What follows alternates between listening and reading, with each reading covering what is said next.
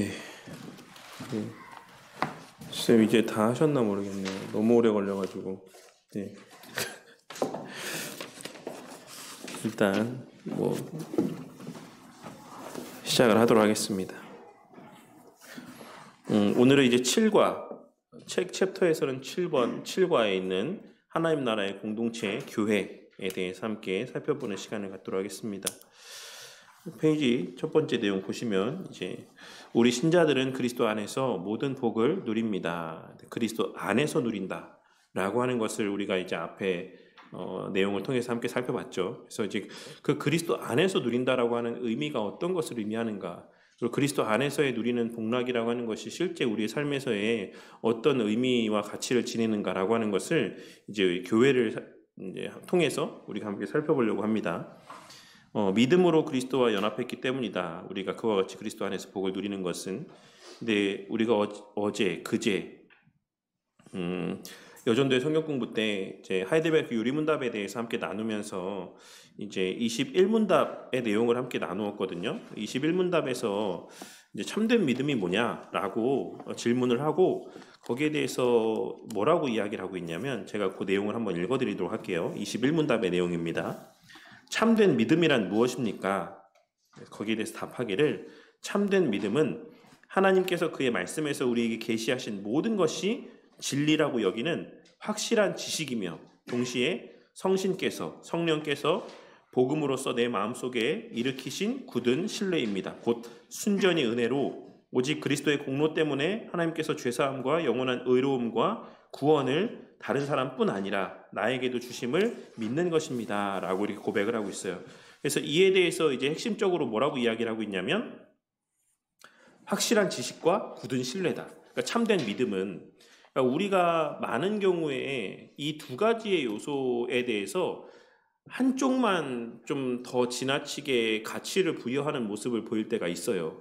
어떤 분들은 확실한 지식 이 부분에 더 많은 방점을 두고 신앙생활을 하시는 분들이 있는가 하면 또 어떤 분들은 이 견고한 신뢰 여기에 더 방점을 두고 이렇게 신앙생활을 하는 모습을 보게 될 때가 있습니다. 그래서 제가 최근에 어떤 목사님의 글을 봐서인지 모르겠는데 그게 그 손재익 목사님이었는지 아니면 또 다른 목사님이었는지 어쨌든 그 계열에 있는 다 이제 그런 목사님 중에 한 분이 그런 이야기를 쓰셨었거든요.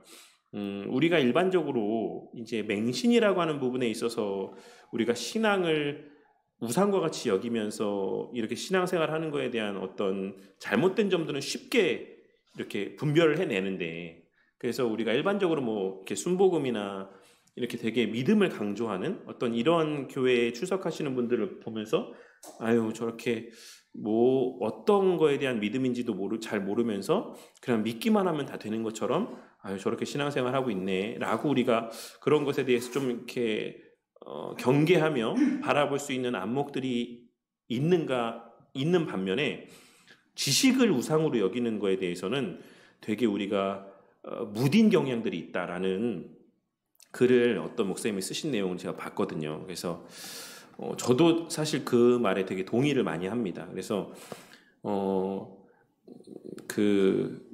제가 예전에도 말씀드렸지만 제가 이제 가까운 목사님 교회에 두 부류의 성도님들이 있는데 한 부류의 성도님들은 너무 열심히 봉사에 치중하며 어떤 그런 교회 섬기는 일에 아주 열심을 내는 부류의 성도님들이 한 부류 있고, 한 부류는 이제 지식적인 측면에서의 막 배우고 이렇게 막 독서 모임하고 이런 거에 엄청 열심을 내는 한 부류의 성도님들이 있거든요.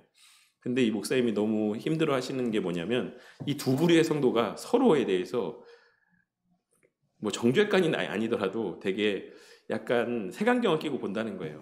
이분들은 저기 머리만 차갖고 움직이지도 않으면서 봉사도 안 하면서 이렇게 배우기만 한다 이렇게 바라보고, 또 이분들은 알지도 못하면서 봉사만 한다 막 이렇게 바라보는 모습이 있다라는 거죠. 근데 하이델베르크 유리문답에서 보자면 참된 믿음이 뭐냐? 참된 믿음은 확실한 지식과 그리고 굳건한 신뢰, 이 두 가지 모두가 균형 잡힌 조화롭게 자리하고 있는 신앙이 참된 신앙이고 믿음이다라고 말씀을 하고 있습니다. 그리고 또 하나는 이제 그거를 누가 가능케 한다라고 지금 말씀하고 있습니까? 이 책은 이제 독립개신교단에서 나온 책이라서 성신이라고 표시를 해요. 이제 성약교회나 독립개신교단 쪽에서는 성령 하나님을 다 그 김홍전 목사님을 따라서 성신이라고 표현을 합니다. 그래서 여기서도 이제 성신이라고 표현되어 있는데 성령 하나님께서 하신다라고 이야기를 하고 있어요. 그래서 우리가 지식을 배우는 거 너무 중요하죠. 그 성경에 기록된 교리들, 특별히 여기서 이제 확실한 지식을 가리켜서는 사도신경을 이야기를 하고 있는데, 사도신경의 내용이 어떤 내용인지 우리가 아는 거 너무 중요하고 우리가 믿는 교리가 어떤 교리인지를 아는 거 너무 중요하지만 그것이 우리의 삶에서의 굳건한 신뢰로 이어지는 것은 누가 하는 일이다? 성령 하나님이 하시는 일이다라고 말씀하고 있어요. 그래서 우리가 항상 교리를 배우고 말씀을 배우는 데 있어서 함께 수반되어져야 되는 필수적인 모습이 기도하는 모습이다. 기도해야 된다. 라고 하는 것을 이런 내용들을 통해서 하이델베르크 요리문답의 내용을 통해서 우리가 좀 깨달을 수 있어야지만 될 것입니다. 그래서 요 다음에 보시면 그래서 성경은 우리와 같이 그리스도 안에 있는 자를 그렇게 믿음으로써 그리스도와 연합되어서 그리스도 안에서의 살아가는 자들을 가리켜서 그리스도 안에 있는 자, 성도, 하나님의 백성이라고 부른다라고 오늘 말씀 가운데 언급되어 있습니다. 하나님 나라에 들어가 주님의 통치를 받는 백성이다라는 것이죠. 근데 이 통치에 순복하는 게 뭐가 있어야지 순복하는 겁니까? 굳건한 신뢰가 있어야 순복을 하는 거죠. 그래서 결국에는 하나님의 나라 백성이 되는 데 있어서는 필연적으로 성령 하나님의 역사가 있어야 된다. 그냥 우리가 지적으로 무엇을 배우는 걸 통해서 자연스럽게 그냥 하나님 나라 백성이 되는 게 아니다라는 거예요. 우리가 흔히 사용하는 구원이란 말은 사탄의 나라에서 건짐을 받아 하나님의 나라로 옮겨진 것을 의미한다라고 제가 예전에도 말씀드렸죠, 이 내용을. 그래서 우리가 사탄, 사망과 죄의 권세에서 그냥 벗어나서 이제 우리 마음대로 살 수 있는 그런 아담과 같은 선을 행할 수도 있고 악을 행할 수도 있는 그냥 아주 자유로움 가운데 그냥 놓여져 있는 그 상태로 돌아가는 게 아니고 우리가 그 나라에서 건짐 받아서 아예 하나님의 나라로 옮겨지는 것을 의미한다라고 말씀을 드렸던 것을 기억하실 거라고 생각합니다. 그래서 우리는 이제 그렇게 죄와 사망의 권세 아래에 있다가 의와 생명, 하나님의 말씀의 통치의 권세 아래로 옮겨진 거예요. 그래서 우리가 건진받았다, 구원받았다라고 하는 것은 그냥 내 멋대로 살 수 있게 되었다라가 아니라 이제는 하나님의 말씀의 통치 아래에서 살게 되었다라는 의미다라고 하는 것을 꼭 기억하셔야 되지만 됩니다. 이렇게 하나님 나라에 들어간 구원은 그리스도와 연합했기 때문이다. 근데 그렇게 살려면은 뭐가 있어야 된다라고 앞서도 말씀드렸습니까? 그게 나에게 유익이 되는 것이다라고 하는 신뢰가 있어야 돼요. 자식이 부모의 말을 따를 때에 아 그래 우리 부모님이 정말 다 나를 위해서 하는 말이지 나 잘 되라고 하는 말이지 이러한 신뢰 가운데 그 부모의 말을 따르지 그런 신뢰가 없으면 그 부모의 백날 하는 말을 다 잔소리로 듣고 머리로는 공감할지 모르겠지만 부모가 하는 이야기들에 대해서 지식으로는 아유 뭐 맞지 뭐 공부해야지 뭐 일찍 일어나야지 일찍 자야지 밥 잘 먹어야지 뭐 이런 거 그냥 알지만 그거에 대한 굳은 신뢰 견고한 신뢰가 없을 때는 그냥 머리로만 알고 끝날 뿐이지만 그것이 정말로 나를 위한 그런 말이고 내게 실제적으로 유익이 된다는 확신이 있을 때에는 그것을 행하는 삶을 살아가게 된다는 것이죠. 그래서 얼마나 놀라운 일입니까? 첫사람이 범죄해서 하나님 나라에서 쫓겨난 이래로 소망이 없던 인류가 다시 하나님 나라에 들어갈 수가 있게 된 것입니다. 라고 이야기하고 있습니다. 그런데 하나님 나라 백성인 우리는 함께 모여 교회에서 신앙생활을 하고 있다. 이미 임한 하나님 나라가 교회를 통해 드러난다라고도 말할 수 있다. 교회는 무엇인가? 교회는 이미 임한 하나님 나라와 어떻게 연결이 되는가라고 하는 것에 대해서 오늘 좀 이 내용들을 통해 살펴보도록 하겠습니다. 빨리 읽도록 할게요. 다음 페이지에 하나님 나라의 새로운 백성인 교회. 하나님 나라는 이미 임했고 회복이 되었습니다. 우리 주 예수 그리스도의 십자가 사역으로 사탄의 나라는 무너져 가고 있으며 하나님의 나라는 힘차게 전진하고 있습니다. 무너졌다라고 하지 않고 무너져 가고 있다라고 이야기하고 있다라는 게 조금 새롭게 보이지 않습니까? 그러니까 이 말은 이미 무너진 그 권세가 멸하이긴 했죠. 근데 제가 예전에도 말씀드렸던 것처럼 그 나뭇가지의 비유를 설명드렸었잖아요. 그래서 나뭇가지가 지금 여기 제가 나무에서 나뭇가지를 하나 뚝 띈다라고 해도 그 나무는 이미 거기서 떨어져 나왔기 때문에 이제 생명이 없죠, 사실. 근데도 그 한동안은 계속 살아있는 것처럼 보이고 서서히 이렇게 죽어가고 있지 않습니까? 그러니까 이거를 보수 선생님이 이렇게 비유했는지 누가 비유했는지 하도 여러 군데서 들어가지고 제가 잘 기억 못하겠는데 그러니까 머리가 잘린 뱀의 비유를 합니다. 보스 선생님이 얘기했던 것 같아요. 제가 그 수업 시간에 들었던 것 같은데, 그래서 혹시 뱀을 머리에 잘라보신 적 있으신 분 계세요? 뱀을 저도 안 잘라봐서 모르겠는데, 뱀이 머리가 잘리면 그 몸은 계속 움직인대요. 몸은. 그리고 봤다. 제가 유튜브 영상에서 봤던 것 같아요. 머리도 뭅니다. 이게 잘려 있는데도 바로 죽지 않고 막 이렇게 물더라고요. 뭐 갖다 대면 입으로. 그래서 어쨌든 그런 것처럼 이미 사탄의 그 머리는 이미 다 이제 바스러졌지만, 그럼에도 불구하고 그 남아있는 잔존하는 어떤 영향력들은 남아있다라는 것이죠. 그런 측면에서 이미와 아직의 개념들을 여기서도 적용하고 있다라고 생각하시면 돼요. 사탄의 나라는 이미 다 무너졌지만 또한 가견적으로는 무너져 가고 있는 것처럼 또 보여지기도 합니다. 반면에 하나님 나라는 이미 성취가 되었고 아직 완성되지 않았지만 완성될 그 날을 향해서 힘차게 전진해 가고 있는 것이죠. 그래서 우리 주님이 이미 사탄을 패배시켰기 때문이다. 주님은 그 십자가 승리로 우리를 구원하여서 하나님 나라 백성이 되게 했다. 예수님은 내 교회를 세우시겠다라고 말씀하셨습니다. 하나님 나라가 이 땅에 임한 결과 주님의 교회가 세워졌다라는 것입니다. 하나님 나라에 들어간 하나님 나라 백성들을 우리는 교회라고 부릅니다. 그렇다면 교회는 바로 믿는 신자들 그 자체다.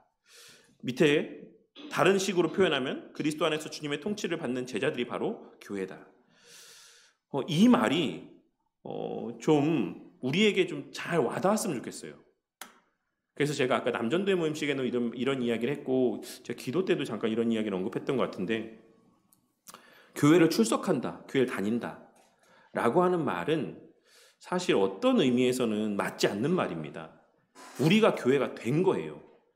교회는 어떤 가견적인 이런 어떤 건물이나 어떤 그냥 특별한 어떤 공동체들을 의미하는 게 아니라 우리가 곧 교회가 된 겁니다. 그래서 교회를 다닌다라는 표현보다는 우리에게 익숙하지 않지만 사실 우리가 교회가 되었다라고 하는 것이 더 정확한 표현이다라고 할 수가 있죠. 그래서 너희는 제사장 나라가 되고 라고 출애굽기 19장의 말씀에 보시면 제가 그 내용을 한번 읽어보도록 할게요. 출애굽기 19장에 지난주 말씀 때도 제가 잠깐 요거 언급했던 말씀이긴 한데, 하나님께서 뭐라고 말씀하셨냐면 출애굽기 19장 4절에서 6절까지 말씀에 제가 그 내용을 한번 읽어보도록 할게요.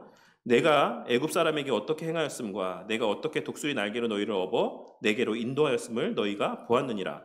세계가 다 내게 속하였나니 너희가 내 말을 잘 듣고 내 언약을 지키면 너희는 모든 민족 중에서 내 소유가 되겠고 너희가 내게 대하여 제사장 나라가 되며라고 이야기를 하고 있어요. 그러니까 하나님의 백성이 곧 하나님의 나라가 된다라고 말씀하고 있죠. 이 말은 신약 시대에 적용하자면 우리가 곧 교회가 된다라고 말씀하고 있는 거예요. 우리가 곧 교회가 될 것이다라고 말씀하고 있는 것입니다. 그래서 보수 선생님이 성경신학 책에서 무엇을 강조하고 있냐면, 교회를 어떤 우리가 하나님 나라에 가기 위한 과정이나 수단 정도로 교회를 여기면 안 된다라고 이야기를 하고 있어요. 교회가 천국에 가기 위한 관문입니까? 우리가 천국 가기 위해서 교회를 다니는 겁니까?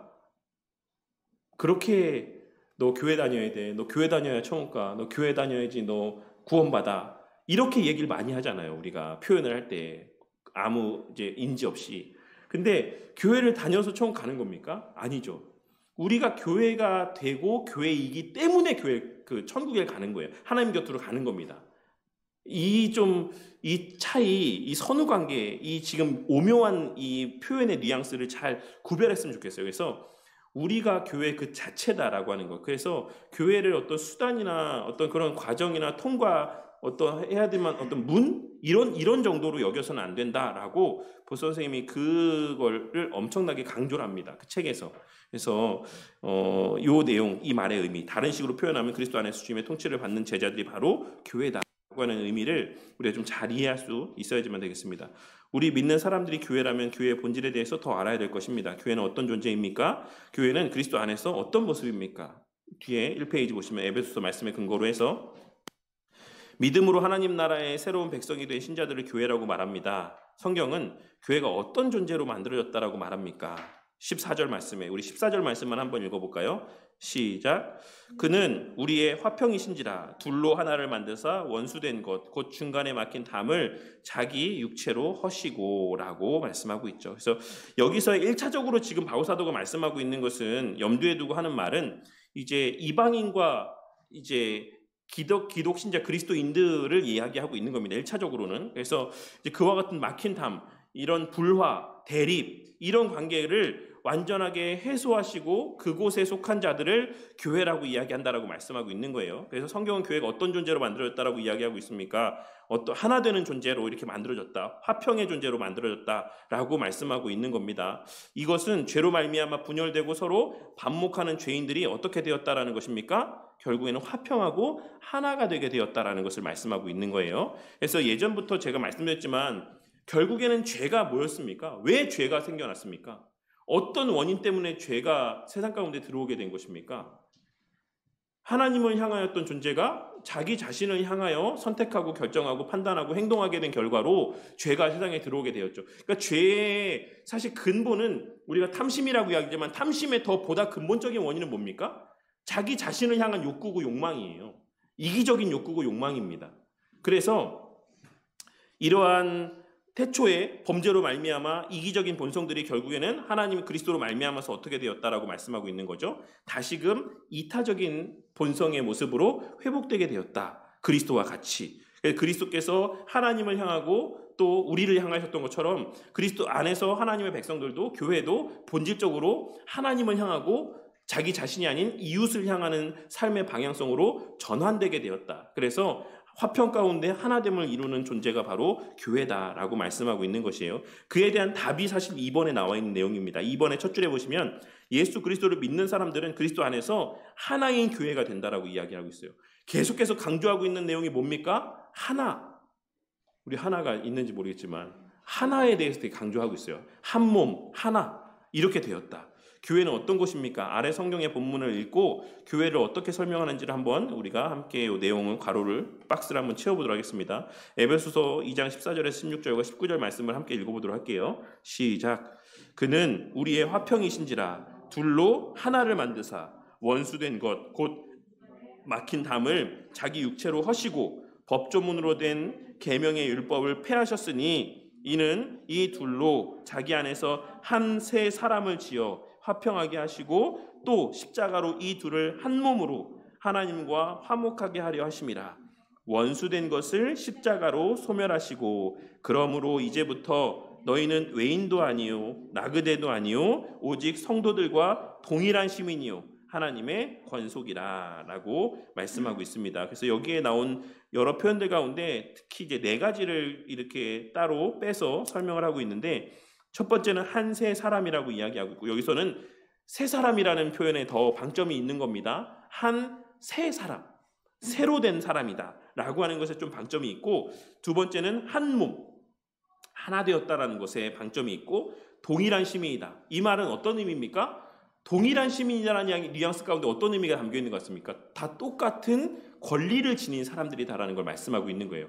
이제 당시에 이제 로마 시민권을 염두에 두고 하는 말이겠죠. 그래서 로마 시민권자들이 어디에 가서도 똑같은 로마의 동등한 시민으로서의 권리들을 보장받는 것처럼 똑같은 권리, 주 안에서는 다 똑같은 가치, 똑같은 권리를 지닌, 똑같은 존귀함을 지닌 그런 존재다라고 하는 것을 말씀하고 있는 것이고, 마지막 4번째로는 하나님의 권속이다라고 말씀하고 있어요. 그래서 존재적인 측면에서는 새로운 존재가 되었다. 그리고 유기체적인 측면에서 한 몸이 되었다. 특권적인 측면에서는 모두 똑같은 특권을 누리는 존재들이 되었다. 그리고 한 가족이 되었다 라고 하는 이 4가지의 교회의 특성을 말씀을 하고 있는 것입니다.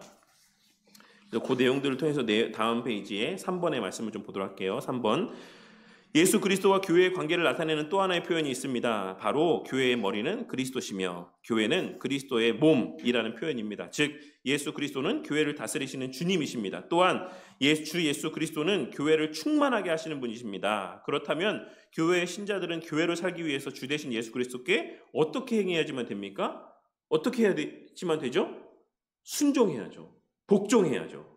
그것을 말씀하고 있는 거예요. 그래서 우리가 내가 교인이 되었고 이제 교회가 되었고 그리스도께 속한 자가 되었다라고 하는 것, 이것이 곧 구원인데, 그러니까 다른 말로 하면 내가 구원받았다, 내가 거듭났다 라고 하면 그 거듭남에는 필연적으로 뭐가 같이 여기에 수반된다라고 말씀하고 있는 겁니까? 순종, 복종, 그 통치에 대한 순종함이 필연적으로 뒤따라오게 될 수밖에 없다라는 것을 말씀하고 있는 거예요. 근데 그 통치의 내용이 뭡니까? 순종함의 내용이 뭡니까? 그냥 종 부리듯이 아무거나 막 하라고 막 그렇게 지시하시는 거예요. 예수님 하신 말씀의 요지가 뭐죠? 요지가 뭡니까? 하나님 사랑과 이웃 사랑이잖아요. 하나님 사랑하고 이웃 사랑해라 라고 하는 이 통치 가운데 순복하며 살아가는 삶이 곧 교회로서의 살아가는 삶이다. 왜? 교회는 그리스도가 머리시고 그 속한 지체들은 그의 몸으로서의 살아가는 삶이기 때문에 그렇다. 그래서 그리스도의 충만이라고 하는 것은 곧 그 행한 바대로의 사랑의 충만이고 순종의 충만이고 섬김의 충만이다라는 것을 말씀하고 있는 거예요. 교회는 그렇게 충만해져 간다라는 것을 말씀하고 있는 겁니다. 서로를 향한 섬김과 봉사와 어떤 그런 모습 가운데, 사랑 가운데 하나가 되어져 가고 또한 충만해져 간다라고 말씀하고 있는 거예요. 예수 그리스도를 믿는 사람들이 어떤 존재인지를 설명하는 다양한 표현들이 있습니다. 이런 여러 표현들이 있는데 가장 중요하고 특별한 칭호가 뭐다? 교회입니다. 교회는 예수 그리스도로 인해서 새롭게 형성된 하나님의 백성들을 가리키는 칭호이기 때문에 그렇습니다. 구약 성경에서는 하나님의 백성들의 칭호로 칼이라는 표현을 사용을 합니다. 그래서 이 칼이라는 표현을 신약 성경에서는 에클레시아로 표현을 하고 교회로 번역을 하고 있어요. 근데 이 칼이라고 번역된 이 히브리어 표현은 회중이라는 의미를 지니고 있어요. 모이다라는 의미를 지니고 있는 표현인데 이 모이다, 모임, 이것이 특별히 어떤 목적에서의 모임이다라고 이야기하고 있냐면 예배의 모임을 가리킬 때, 예배를 목적으로 한 모임을 가리킬 때 이 칼이라는 이제 표현을 사용을 합니다. 그리고 또 성막에 대해서 구약 성경에서 이야기할 때 보스 선생님은 성경신학 책에서 성막을 6가지로 설명을 하면서 그 가운데 성막은 곧 회막이다라는 이야기를 해요. 회막이 뭐냐면 모이는 장소, 그리고 또 미팅 플레이스를 의미하는 표현입니다. 그래서 이 하나님의 공동체는 하나님께 예배를 드리고 하나님과 만나는 그러한 공동체다라고 하는 것을 말씀을 하고 있어요. 그래서 하나님을 중심으로 한 하나로 모여지는 공동체를 우리가 교회 또 혹은 하나님의 백성 공동체라고 표현을 합니다. 예수님은 믿음으로 새로운 하나님의 백성된 사람들을 교회라고 부르셨습니다. 즉 예수님을 믿어서 구원을 받은 우리가 곧 교회인 것입니다. 교회는 예수 그리스도를 믿어서 그 안에 거하는 자들입니다. 그것은 곧 그리스도 안에서 하나가 된 존재다. 타락 후 깨져버렸던 인류의 하나됨이 회복되었다. 어떻게 깨졌습니까? 제가 늘 말씀드리는 것처럼 아담과 하와가 본래 한 몸으로 지음 받았었는데 나중에 어떻게 됐죠? 서로가 처음에는 벗었으나 부끄럽지 않아 했지만 나중에는 범죄하고 나서 서로의 벗은 것을 보고 부끄러워했다. 그래서 서로의 벗은 몸을 가렸다. 서로의 벽이 생기고 이렇게 어떤 거리감이 생겼다라는 것을 말씀하고 있는 것이죠. 그렇게 깨어진 것이 시간이 흐를수록 더 극심한 적대감으로 이제 심화되어져 가는 모습을 우리가 창세기 이후에 기록된 인간의 역사를 통해서 확인할 수가 있습니다. 그래서 이렇게 이것이 회복되었다라는 것은 어떻게 되는 의미다. 더 이상 나뉘지 않고 미움이나 다툼, 시기나 질투, 차별이나 소외, 분열이나 전쟁, 싸움이나 전쟁이 없는 관계가 되었다. 그러니까 교회 안에서는 이런 모습이 있어서는 된다, 안 된다? 안 된다라는 것을 말씀하고 있는 겁니다. 근데 오늘날에는 교회라고 하면서도 서로가 막 죽을 듯이 그냥 서로를 잡아먹으려고 하고 못 잡아먹어 안달이고 하는 모습들을 보게 되죠.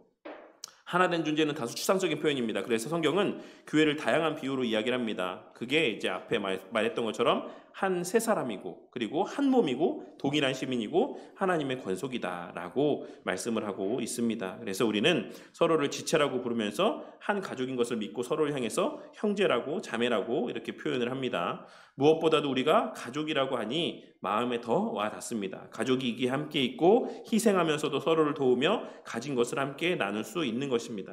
그러니까 이게 사실 교회를 설명하고 있는 4가지의 중요한 개념인데 오늘날의 이러한 교회라고 하는 본질적인 요소들이 모습들이 그런 본질들이 많이 희미해졌죠. 그래서 우리가 말은 형제라고 하고 말은 지체라고 하고 말은 권속이라고 하는데 실상은 어떻습니까?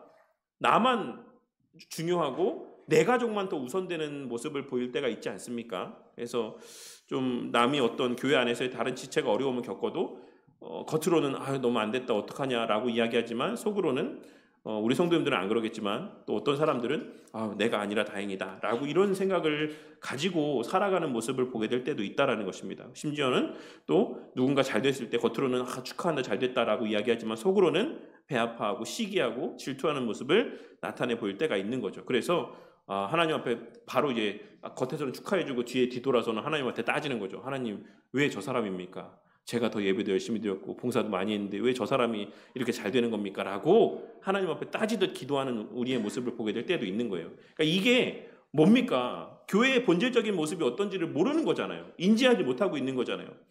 부모가 자식에게 그런 질투를 느낍니까? 형제가 형제에게 그런 질투를 느끼는 게 마땅합니까? 마땅하지 않죠. 그런데도 뭐 실제로 우리는 사실 형제 간에도 그런 질투가 있긴 하죠. 그런데 교회를 이렇게 그리스도 안에서 한 몸 된 존재로만 설명하면 부족합니다. 성경은 주 되신 예수 그리스도가 교회를 다스리시는 분이시며 교회를 자신의 것으로 충만하게 하시는 분이라고 말씀하십니다. 그래서 교회가 이렇게 외면적으로도 이런 식으로의 모습이어야 되지만 사실 실제적으로도 이런 모습이 될 수밖에 없는 이유에 대해서 말씀하고 있는 거예요. 왜?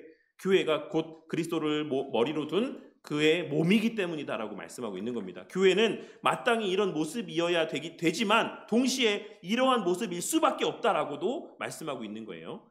뒤에 다음 페이지 보시면 한 몸의 많은 지체인 교회. 교회는 신약시대 하나님 백성입니다. 하나님 나라에 들어가 주님의 통치 가운데 천국의 복을 누리는 자들입니다. 이 모든 것은 믿음으로 예수 그리스도 안에 거하기 때문에 가능합니다. 그리스도 안에서 모든 죄를 사함받고 의롭다함을 얻어 하나님 나라에 들어갈 수 있게 되었기 때문입니다. 그리스도 안에서 하나님의 백성된 신자들은 하나입니다. 즉 새로운 존재요 모두가 동일한 특권을 지닌 시민이며 한 가족이고 한 몸입니다. 이 중에서 성경에서 가장 많이 언급되는 것이 한 몸으로서의 교회다. 가족이고 뭐 여러 가지 표현들이 있지만 가장 많이 언급되고 있는 게 뭐다? 한 몸이라는 표현이다. 이것을 꼭 우리가 기억해야지만 됩니다. 그래서 로마서의 말씀을 통해서 이제 이 뒤에 내용들을 살펴볼 텐데 1번에 보시면 성경은 교회 하나됨을 종종 한 몸이라는 비유로 묘사를 합니다. 몸에는 많은 지체가 있죠. 뭐가 있습니까? 손도 있고 발도 있고 눈도 있고 입도 있고 코도 있고 여러 가지 많은 외적인 어떤 기관들 이런 부위들도 있고 내적인 기관들도 있죠. 이런 모든 것들이 하나를 이루어서 한 몸을 이룬다라고 할 수가 있습니다. 이 한 몸의 많은 지체를 비유로 해서 교회를 설명하면 어떻습니까? 교회 안에는 뭐 직분적인 측면으로만 생각해 보자면 목사도 있고 장로도 있고 물론 장로도 목사에 들어가지만 목사도 장로에 들어가지만 집사도 있고 뭐 그 외에도 뭐 편의상 또 오늘날 교회 가운데 만들어진 직분이라고 할 수 있는 서리 집사나 권사라는 직분들도 있죠. 이런 여러 가지 직분 또 혹은 그 외에 여러 가지 또 기관들의 어떤 맡겨진 직분을 감당하고 있는 그런 분들이 있다라는 겁니다. 그런 분들이 결국에는 다 한 몸을 이루어서 한 교회를 이룬다라는 것으로 우리가 설명할 수가 있다라는 것입니다.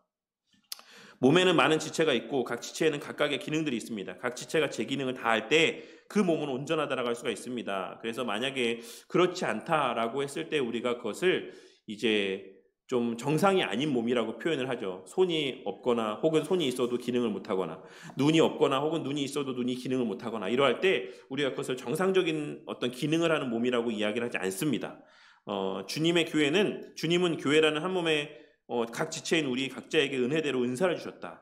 그래서 우리 모두가 받은 은사를 잘 사용하는 것이 교회를 온전하게 하는 것이다. 그래서 은사에는 뭐가 있냐라고 했을 때 고린도전서의 내용을 참고할 수도 있고 앞에 로마서 12장의 말씀을 참고할 수도 있습니다. 제가 빠르게 좀 말씀드리도록 할게요. 읽어보시면 다 아는 내용이지만 로마서 12장에는 어떤 직분들이 나와 있습니까? 섬기는 은사, 가르치는 은사, 위로하는 은사, 구제하는 은사, 다스리는 은사, 긍휼을 베푸는 은사들이 있어요. 고린도전서 12장에는 또 어떤 은사들이 나타나고 있습니까? 지혜의 말씀을 전하는 은사가 있고 지식의 말씀을 전하는 은사가 있고 믿음의 은사가 있고 병고침, 능력행함, 예언, 영분별, 방언 그리고 방언을 통역하는 은사에 대해서 이야기를 하고 있어요. 옆에 보시면 다 이 성경 말씀 가운데 기록되어 있는 거니까 그냥 차근차근 보시면 됩니다. 그래서 이런 여러 가지의 은사들이 있다. 은사에는 어떤 것이 있으면 각각 은사는 교회에 어떤 유익이 될 수 있을지를 한번 말해보자. 그래서 이 은사들을 통해서 결국에 지향하는 지향점이 뭡니까? 하나님께서 교회에 은사를 왜 주셨죠? 교회에 은사를 왜 주셨다라고 할 수 있습니까?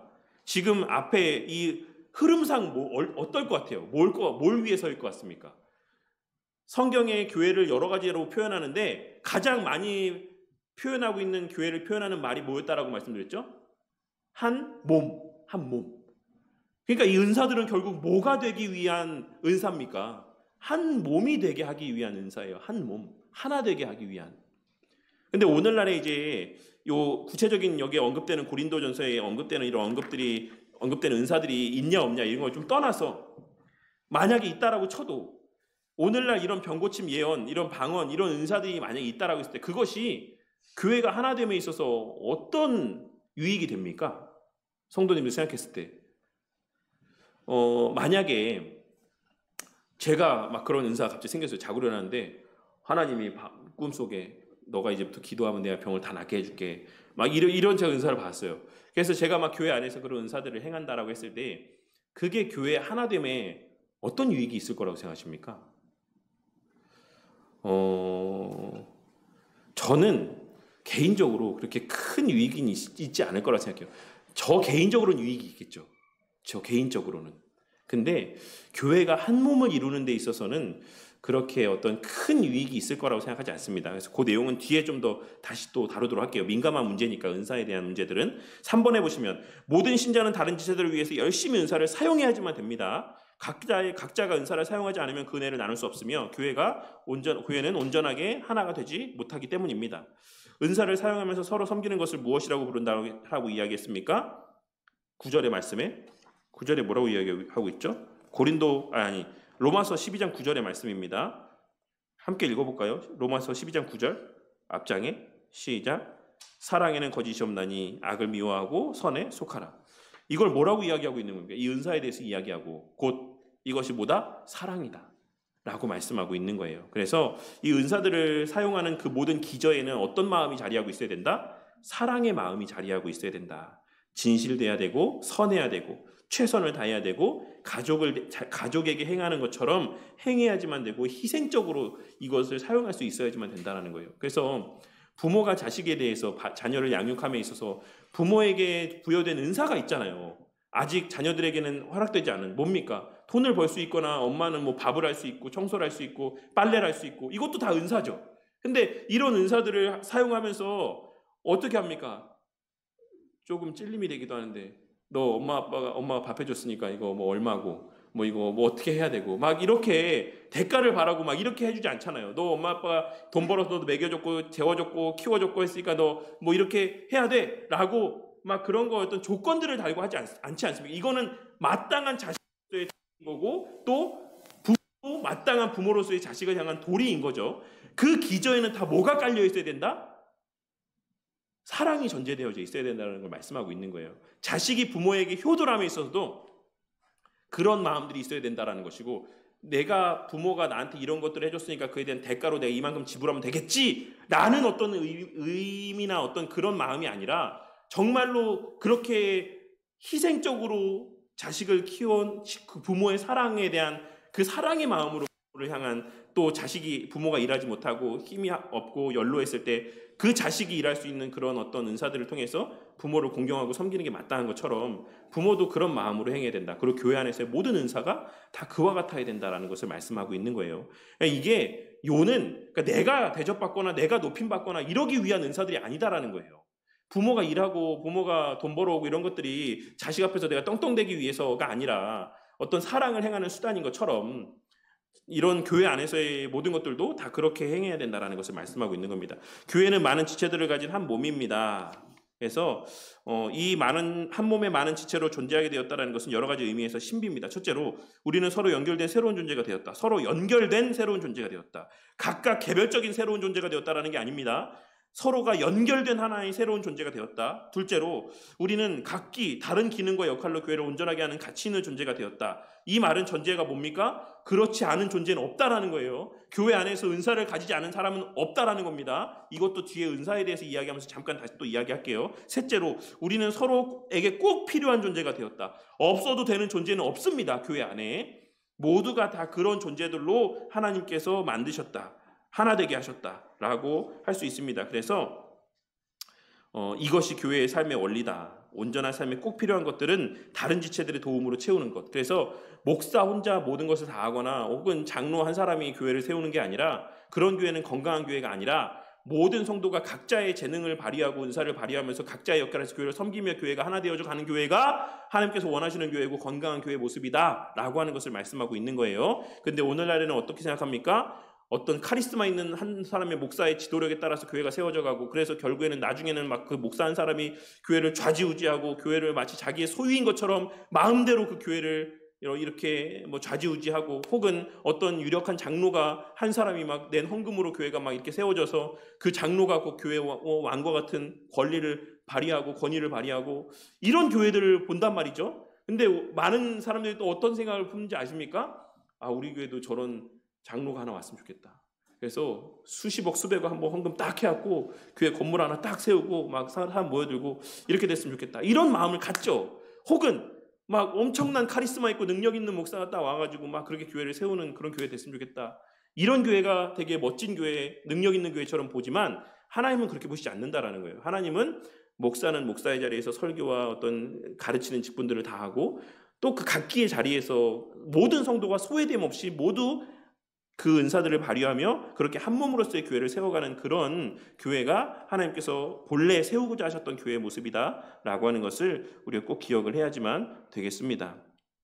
그래서 맨 마지막 부분에, 다음 페이지 마지막 부분에 보시면 더 나아가 자신의 은사를 사용해서 다른 사람을 섬겨야 된다. 즉 모든 신자들은 교회적 존재로서 교회적인 삶을 살아야 된다. 그래서 모두에게 은사가 다 있어요. 근데 이 다음 페이지에 제가 먼저 잠깐만 좀 보자면, 맨 마지막 페이지 한번 볼게요. 8과 시작하기 바로 앞에 참고라고 써있는 박스 한번 잠깐 보도록 하겠습니다.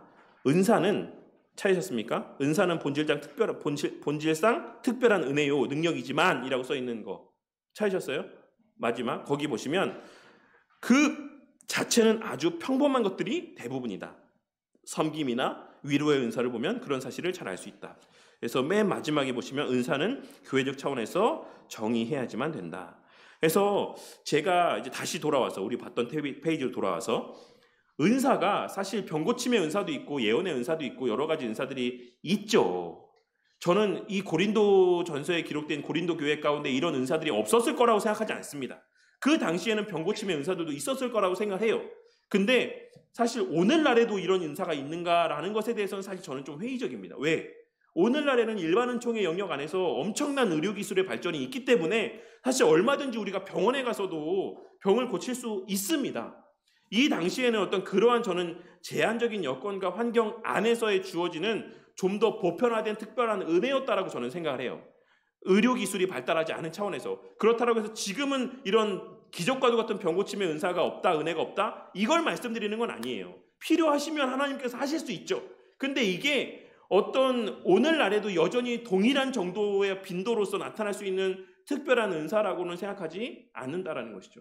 그리고 과거만큼 사람들이 미신적인 것에 더 많이 노출되지 않아요. 오늘날에는 사실 교회 안 다니는 이유가 뭡니까? 다 과학적인 사고나 과학을 신앙으로 여기는 어떤 그런 모습 때문에 교회를 다니지 않죠. 그러니까 이게 또 하나의 반증되는 모습이 뭐냐면, 오늘날에는 과거만큼 귀신 들림의 현상이 없어요. 우리 성도님들 중에 진짜 귀신 들린 거 본 적 있는 분 있으세요? 권사님 보신 적 있습니까?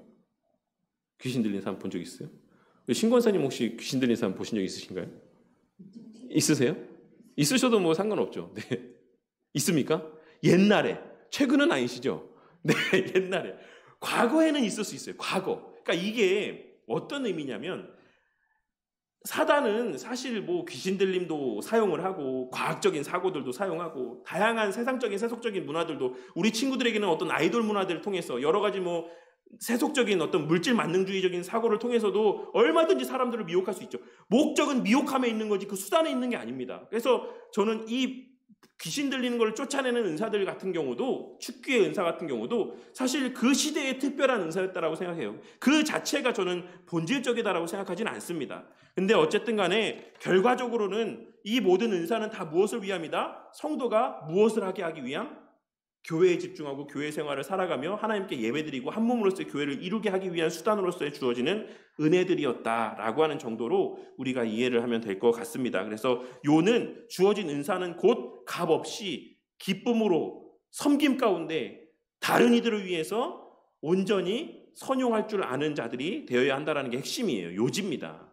내가 그것을 통해서 어떤 이득을 취하거나 높임을 받거나 어떤 그런 이득을 취해서는 안 된다라는 것을 말씀하고 있는 거예요. 다음 페이지 보시면 성경은 은사로 다른 지체들을 섬기는 것을 사랑이라고 한다. 로마서 12장에서도 은사에 대해서 설명한 다음에 뭐에 대해서 언급하고 있다라고 말씀하고 있습니까? 사랑의 원리와 특징에 대해서 설명하고 있고 방법에 대해서 설명하고 있고 고린도전서에서도 은사를 길게 설명한 다음에 그 다음에 우리가 일반적으로 이야기하는 사랑장이 등장을 하고 있어요. 근데 이 사랑장이 언급되고 있는 게 뭐다? 결국에는 은사장의 연장이다라는 거예요. 이 모든 은사가 다 무엇을 통해서 행해져야 된다라는 것을 말씀하고 있는 겁니까? 사랑 가운데 행해져야 된다는 것을 말씀하고 있는 겁니다. 그래서 이제 교회는 사랑으로 은사를 사용해서 서로 섬기고 그리스도의 몸을 세우고 그분에까지 자라가야지만 된다. 그래서 예전에 의학기술이 발달하지 못했고 여러 가지 또 미신적인 것이 사람들에게 팽배했을 때는 그러한 예외적인 어떤 은사들도 있었고 그런 사람들도 있었지만 오늘날에 우리가 교회 안에서 은사라고 했을 때 우리는 은사를 지금까지도 성경의 그런 말씀에 근거해서 뭐만 은사라고 생각합니까? 예언하고 병 고치고 귀신 들린 자 쫓아내고 이런 것만 우리가 막 은사라고 생각하고 제가 얼마 전에 학교에서 수업 시간에 발표 시간에 주의 자비가 내려와 이거 찬양 아시죠? 주의 자비가 내려 이 찬양을 만들고 부르는 찬양 사역자 집회 그 모습을 유튜브 통해서 보여주는 내용을 제가 학교 수업 시간에 봤는데 사람들이 이렇게 찬양을 하는데 우리 예를 들자면 우리 성도님들이 다 어딜 보고 있냐면 제가 찬양을 막 부르고 있어요. 그러면 어딜 봐야 됩니까? 앞을 봐야죠. 근데 사람들이 다 어딜 보고 있냐면 뒤를 보고 있어요. 그래서 이제 그걸 설명하시는 전사님이 왜 저 사람들이 다 뒤를 보고 있는지 아냐 그랬더니 거기서 말하는 주의 자비가 거기서 막 안개 같은 게 막 이렇게 내려와요. 그 왜 우리가 옛날에 가요 무대 같은 거 보면 이 안개 같은 거 나오잖아요. 그거를 저 뒤에서 막 뿌려요. 근데 거기에 뭘 섞어서 뿌리냐면 금가루를 섞어서 막 뿌려요. 그런 사람들이 그걸 보면서 막 아멘이라고 하면서 막 이렇게 황홀경에 빠지는 모습을 이렇게 봤거든요. 거기서의 말하고 있는 주의 자비는 그겁니다.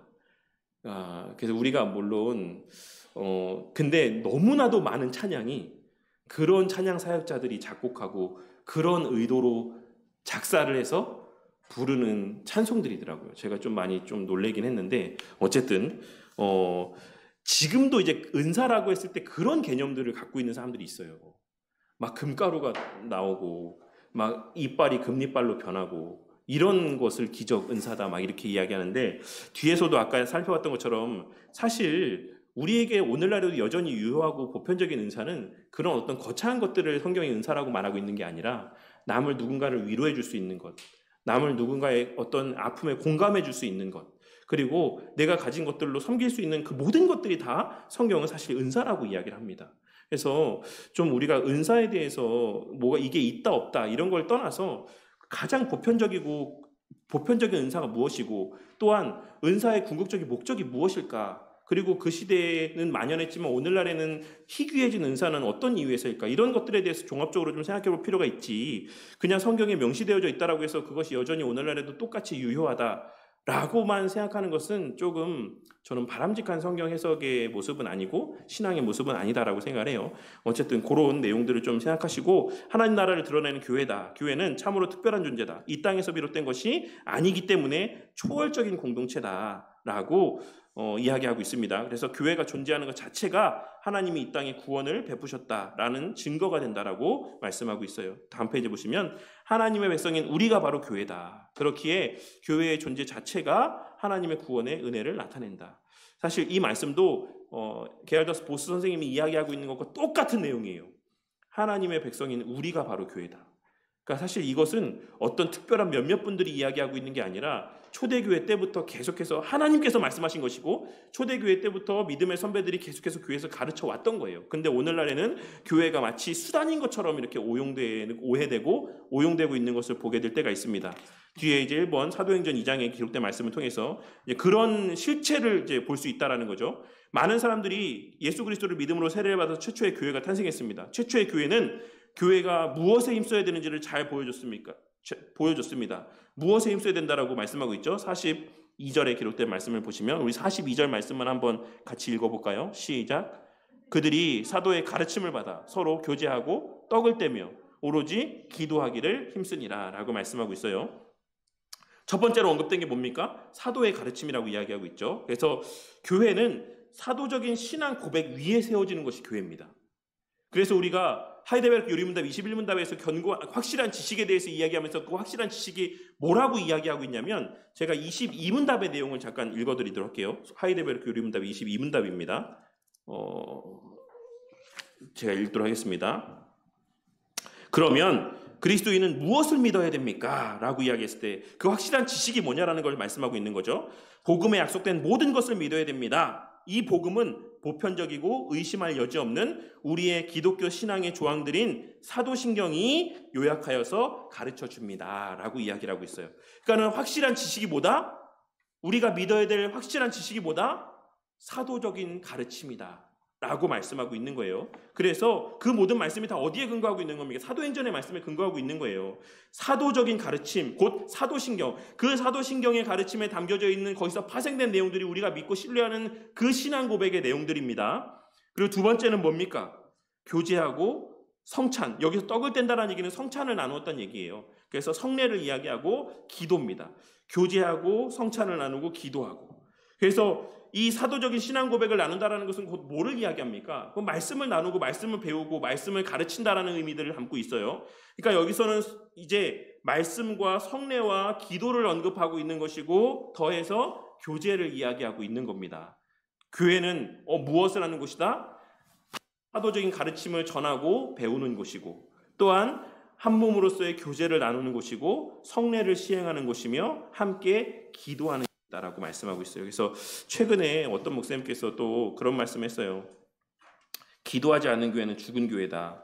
제가 그 말에 되게 제가 자극을 받아가지고 내년에 우리가 정말 하루에 1시간씩은 최소한 말씀 보고 기도하는 시간들을 가졌으면 좋겠다라는 생각을 했습니다. 근데 개인적으로도 좋지만 현실적으로 성도님들이 좀 모이실 수 있는 시간들을 맞추어서 우리가 함께 좀 모여서 함께 좀 기도하는 시간들을 좀 가졌으면 좋겠어요. 그래서 물론 가장 큰 원인이 저한테 있고 제가 문제지만 교회가 좀 더 많은 시간 우리가 함께 모여서 교회 공동의 기도 제목들을 위해서 좀 함께 기도하는 그 기도가 막 울부짖고 막 소리치고 고함을 치고 막 그런 기도라기보다도 그냥 한 자리에 함께 모여서 그냥 함께 그렇게 기도하는 시간들을 좀 가졌으면 좋겠습니다. 그래서 내년에 좀 그런 시간들을 좀 마련해 보려고 하고, 어쨌든 초대교회 때는 이제 그런 모습들이 있었다라고 할 수가 있는 겁니다.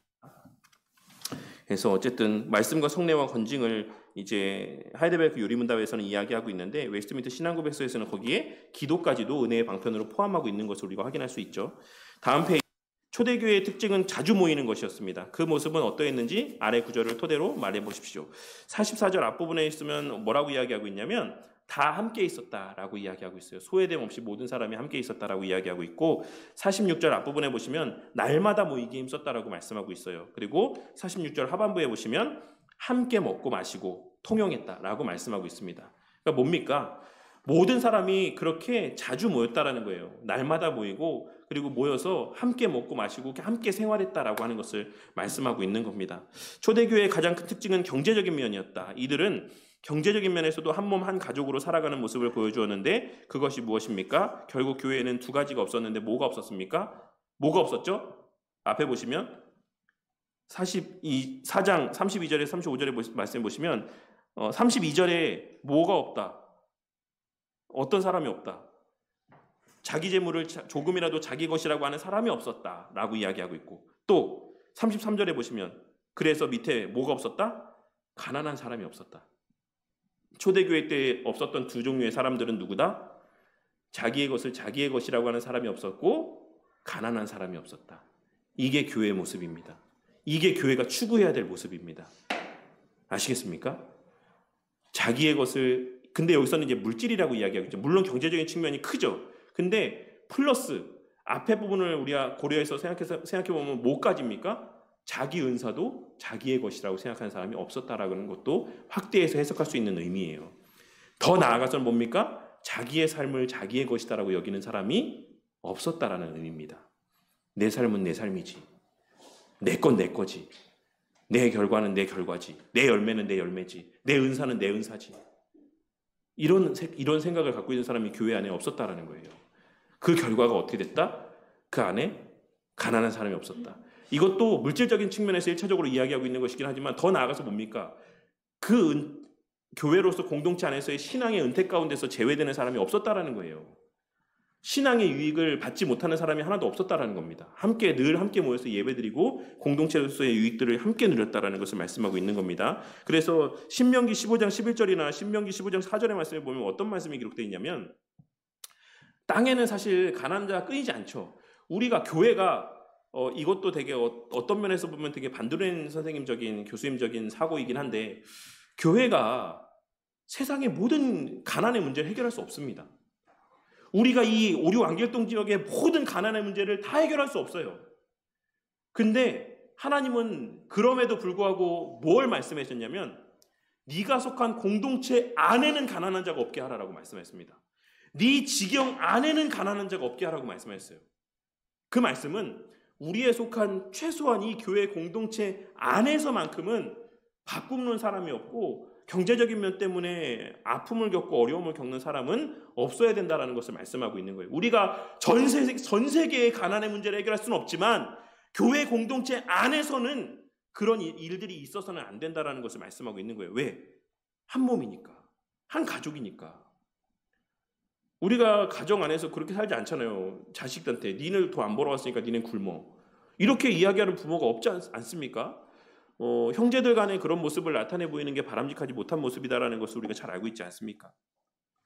교회는 하나님이 그리스도 안에서 특별히 창조하신 하나님의 백성입니다. 예수 그리스도로 말미암아 하나님의 소유요, 하나님의 백성이라는 영광스러운 신분을 우리가 회복하게 되었어요. 근데 이게 신분만입니까? 그렇지 않죠. 실제적으로도 그렇게 되었다라고 말씀하고 있어요. 왜? 그리스도가 머리가 되어서 성령 하나님의 내주하심을 통해서 실제로도 우리가 그런 영광스러운 어떤 존재들이 되었다라고 말씀하고 있는 겁니다. 이 같은 교회의 영광과 충만을 잘 보여주는 본문이 바로 사도행전 2장의 모습이다라고 이야기를 하고 있어요. 그래서 여러 가지 은사들을 이야기하고 있죠. 근데 어쨌든 요는 첫 번째 특징이 사도의 가르침을 받았다라고 하는 것, 마음을 같이하여 성전에 모이기에 힘썼다라고 하는 것, 두 번째는 서로 교제하기에 힘썼다라고 하는 것, 세 번째는 떡을 떼는 것, 성찬에 함께 참여했다라고 하는 것, 네 번째는 날마다 기도했다라고 하는 것입니다. 이런 모습들이 우리 가운데 있었으면 좋겠습니다. 그리고 맨 마지막 줄에 이 모습들은 자연스럽게 나타난 모습이었으니 그것은 바로 가진 것을 서로 나누는 일, 이런 모든 모습들이 자연스럽게 나타난 모습이었다라고 이야기하고 있습니다. 다음 페이지.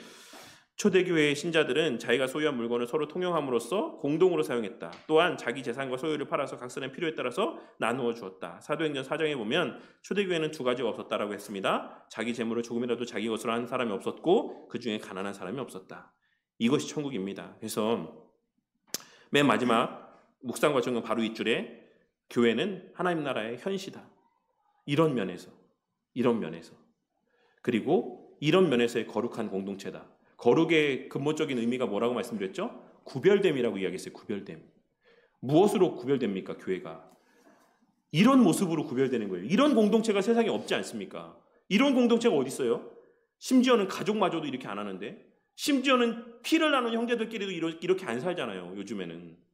근데 교회는 이런 곳이다 라고 말씀하고 있는 것이고, 이런 모습을 통해서 세상에 임한 하나님의 나라를 보여주는 공동체다. 어떤 모습을 통해서? 이런 모습을 통해서.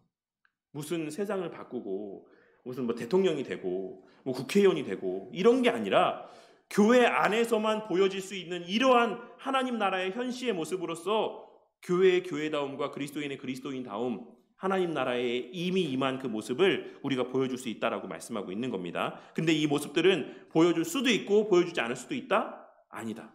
보여줄 수밖에 없는 모습이다. 왜? 그리스도를 몸으로 둔 한 몸 된 공동체이기 때문에. 근데 이제 이런 모습이 나타나지 않는다라는 것은 뭡니까? 우리가 좀 더 깊이 생각해봐야 될 부분이라고 생각합니다. 묵상과 적용 이제 보고 마치도록 하겠습니다. 우리 자신이 교회입니다. 교회는 단순히 믿는 사람들이 필요해서 만든 단체가 아닙니다. 구원받기 위해서, 하나님 나라 가기 위해서, 천국 가기 위해서 만든 단체가 아닙니다. 교회는 그리스도 안에서 본질적으로 변화가 되어서 하나가 된 자들입니다. 이 하나된 교회는 동일한 권리를 가진 가족이기도 합니다. 그래서 우리가 서로를 형제와 자매라고 부르는 것입니다. 만일 이 말씀을 따라 우리가 서로 가족임을 믿는다라고 하면 우리는 어떻게 살아가야 되겠습니까? 조롱이나 비난하는 데 있어서 우리가 좀 더 조심할 수 있겠죠. 가족을 조롱해서 뭐가 남는 게 있습니까? 내 자식을 험담해서 남는 게 뭐 있습니까? 네. 우리가 그런 모습을 보이기보다는 긍휼의 마음을 갖고 그들을 위해서 사랑하고 사랑 가운데 기도하겠죠. 네. 그리고 우리가 개인적인 신앙의 생활을 살진 않을 것입니다. 조금이라도 우리가 이런 인지가 있다라고 하면 좋은 게 있으면 우리가 그러잖아요. 남편과 아내 사랑하는 사이에서 또 자식을 둔 부모님들은 맛있는 음식 먹으면 누구 생각납니까? 자식 생각나잖아요. 아니면 안 되죠. 자식 생각나고 남편 생각나고 그렇지 않습니까? 교회라는 공동체가 그래야 된다라고 말씀하고 있는 거예요. 좋은 거 보면 우리 교회 식구들이랑 같이 왔으면 좋겠다. 좋은 거 먹으면 우리 식구들이랑 교회 식구들이랑 같이 먹었으면 좋겠다.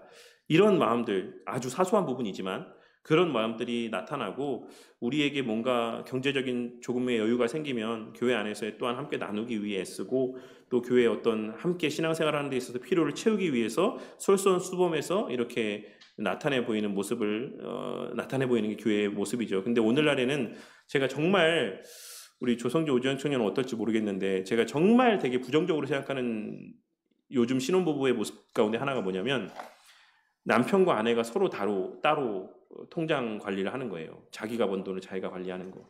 저는 그건 성경적이지 않다라고 생각합니다. 그래서 그게 사실 어떤 것 때문에 나오게 됐냐면 저는 그렇게 생각해요. 하도 많이 이혼을 하니까 나중에 재산 분할할 때 그냥 각기 자산만 갖고 있으면 편하잖아요. 내 번 거 내 관리하는 거 이거 갖고 가면 되잖아요. 저는 이제 그런 많은 요소들도 있다라고 생각해요. 근데 전혀 성경적이지 않습니다. 그래서 한 부부가 경제 공동체를 이루어서 남편이 벌어와도 한 공동체 안에서 그래서 왜 최태원 SK 회장도 이혼하면서 법원에 판단했던 게 물론 노태우 대통령의 그 자금이 있지만 뭐라고 이야기한 겁니까? 아내의 역할도 있다라고 이야기하는 거예요. 남편이 재벌 총수로서 돈 많이 벌었지만 그 남편이 재벌 총수로서의 역할을 감당하게 하기 위해서 아내의 내조도 거기에 지분이 있다라고 이야기를 했던 거예요.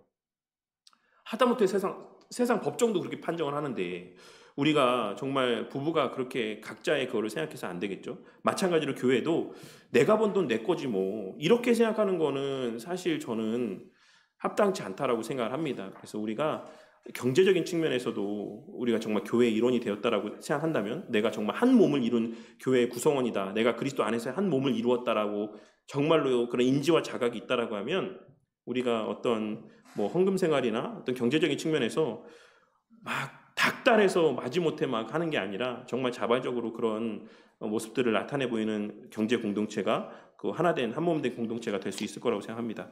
이번에 보시면 교회는 한 몸이요 많은 지체가 가진 공동체입니다. 한 몸에 많은 지체들이 있어서 온전한 몸을 이루는 것처럼 교회도 그러한 것입니다. 현재 자기 자신이 온전해지기 위해서는 어떤 은사들의 도움이 필요하다고 생각하십니까? 저는 성도님들은 뭐겠습니까? 저는 얘기하지 않겠습니다. 다 생각해 보세요. 어떤 도움이 필요할지. 네, 다 필요한 거 있잖아요. 우리 성도님들은 그러겠죠. 목사의 더 나은 설교가 필요하다. 더 나은 가르침이 필요하다. 더 많은 기도가 필요하다. 여러 가지 이런 게 있지 않습니까? 또 그 외에도 또 우리 여전도 회원들에게는 더 많은 우리 식사봉사 하시는 분들도 필요하고 교회에 청소하고 우리 달란트 잔치나 이런 거 하면 더 많은 일손도 필요하고 필요한 거 많잖아요. 우리 서로가 서로에게 그런 필요들을 채워줄 수 있는 그런 사람들이 돼야 되고 우리에게 어떤 은사가 있는가에 대해서도 우리가 한번 생각해 봤으면 좋겠어요. 내년도에 봉사에 앞서서 다 있잖아요. 없지 않지 않습니까? 청소는 다 할 수 있잖아요. 걸레 빨아오는 것 정도 할 수 있지 않습니까? 우리가 기도는 할 수 있지 않습니까? 몸이 아파서 움직이지 못하는 분들도. 그래서 내년에는 우리 교회가 하나도 소외됨 없이 모두가 다 하나 이상의 또 봉사의 역할들을 감당하며 함께 교회를 세워가는 교회가 됐으면 좋겠습니다. 마지막 3번, 최초로 세워진 교회는 놀라운 천국의 모습을 보여줬습니다. 그 모습이 어떤 것이었는지 다시 한번 나눠보기 합니다. 현재 자신이 속한 교회가 초대교회와 같은 교회가 되기 위해서 어떤 노력을 해야 되는지도 한번 각자 생각을 말해보시기 바랍니다. 이거 여전도 회원 모임 때나 이럴 때 한번 나눠보시기 바래요. 그래서 한번 생각해 보시기 바랍니다. 너무 빠른 시간에 했지만 어쨌든 교회에 대해서 제가 좀 많은 생각을 했어요. 이 내용을 지금 진짜 시간이 없어서 너무 빨리 이렇게 훑어 넘기긴 했는데 교회론에 대해서 우리 교회에서도 다시 한번 좀 더 깊이 있게 긴 시간 함께 좀 나누었으면 좋겠다. 오늘날에 교회론이 정말 무너져 있고 왜곡돼 있어서 정말 교회가 교회로서의 가치를 발휘하지 못하는 것 같다라는 생각을 많이 해봤습니다. 나중에 기회가 되면 교회론만 따로 떼어서 우리 또 긴 시간 함께 나누는 시간들을 갖도록 하겠습니다. 제가 기도하고 마치겠습니다. 하나님 감사합니다. 오늘 참 바쁜 또 하루의 시간들을 보냈습니다. 시간에 쫓겨서 이렇게 많은 또 시간들을 보내었는데 주님 각 시간마다 또 주님께서 우리 각자에게 주신 은혜들이 있고 깨달음이 있을 줄 압니다. 무엇보다 우리가 이 시간 교회에 대해서 함께 나누었습니다. 주님, 우리 안에 바른 교회론에 대한 인지와 자각이 있을 때 우리의 신앙의 삶은 지금보다 조금은 달라지고 또 많은 부분에 있어서의 또 지금과는 다른 신앙의 또 모습들이 나타날 수 있을 것이다라고 생각합니다. 주님, 우리에게 깨닫는 지혜를 주시고 기록된 말씀을 통해 교회의 가치가 날마다 우리의 삶 가운데 되새겨지며 교회로서의 삶을 살아가는, 우리가 교회를 통해 하나님 나라 가는 것이 아니라 이미 우리가 하나님 나라로서의 교회로서의 삶을 살아가는 존재가 되었음을 기억하고 주님, 그 교회로서의 특권을 누리는 것 이상으로 그것 못지않게 주님, 우리의 삶에서의 은사로 주어진 여러 우리 재능들을 통하여서 각자의 자리에서 교회를 섬기기 위해 또 애쓰는 모습들이 나타나도록 은혜 베풀어 주시옵소서.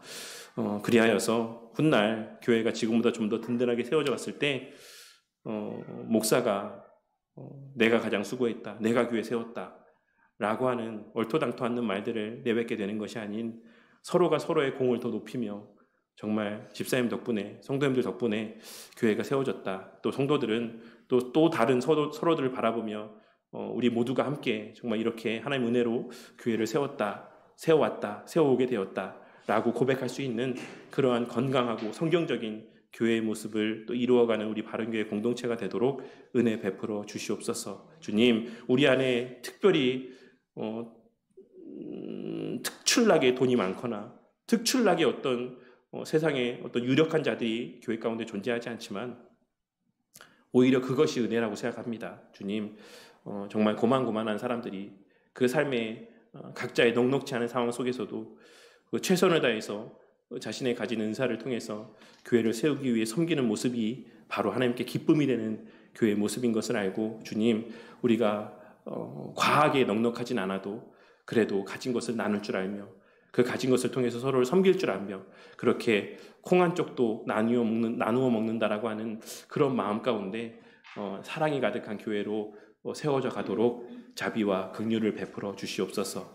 주님, 또 한 주의 삶이 시작되었습니다. 주일을 온전하게 보낸 자, 안식일에 온전한 안식을 누린 자들이 6일의 삶을 또한 온전히 누리며 살아갈 수 있을 줄 아오니 이 자리에 함께하게 하신 우리 모든 성도님들의 이 6일의 삶 또한 받은 은혜를 기억하며 주님의 풍성한 은혜 가운데 또 이 한 주의 삶을 또 잘 살아가고 또 주일에 건강한 모습, 기쁨과 감사가 가득한 모습으로 예배의 자리에 모일 수 있도록 하나님께서 함께하여 주시옵소서. 모든 것 감사드리며 우리 주 예수 그리스도의 이름으로 기도드렸습니다. 아멘.